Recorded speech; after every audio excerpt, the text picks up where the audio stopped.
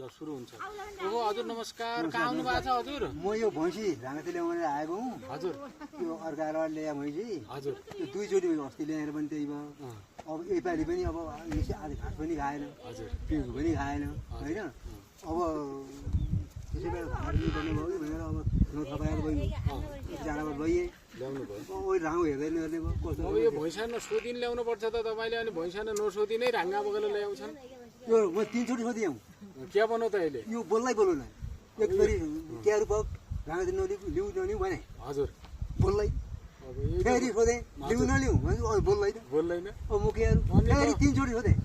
अब यो नबोल्ने बानी राख्यो भने अब कोही नबोल्ने पनि हुन्छ नि त। भनिकन भनेको त लैएँ यताबाट अब राउँ हेर्दै मलाई समस्या भयो। अब तपाईँले यो भैँसी ल्याउँदाखेरि पहिला घर हित्तीसँग राम्रोसँग सोध्ने, यो भैँसी राङ्गा बोकेर लिँदाखेरि बोल्छ कि बोल्दैन यताउता भनिन सोधिन ल्याउने हो। मैले हजुर। त्यो कराउँछ मात्रै भने उनले हजुर भैँसी कराएर जान्छ भने कराउनु कराएर दियो। हजुर यो भोगले करायो त्यो पनि थाहा भएन कि यो घाँस खान नपाइने कराए पनि हुनसक्छ त घाँस हजुर। नभइ करायो कि पिँढो नभइ करायो कि त्यो थाहा भएन। निश्चय करायो भने कुदाएर लैएँ। कराएको त यतै भयो नि के हिसाब के हिसाब हो। यो भैँसीको बडा अप्ठ्यारो हुने रहेछ भोपाल कस्तो। तपाईँले यहाँ ल्याउँदाखेरिमा यो भैँसी सोध्ने हो त घाँस खान लागि करायो कि त झाङ्गा बगेर ल्याउ कि पनि सोध्नु पर्ने हो त। सोधेको हुँ यो बोल्नु रहन्छ क्या। तिनचोटि सोधेँ नै बोल्दैन। नबोल्दाखेरि म के अरू त्यहाँ अडाने लिन्छु त भनेको अब दुःख भयो राँगाले हेर्दै हेरियो।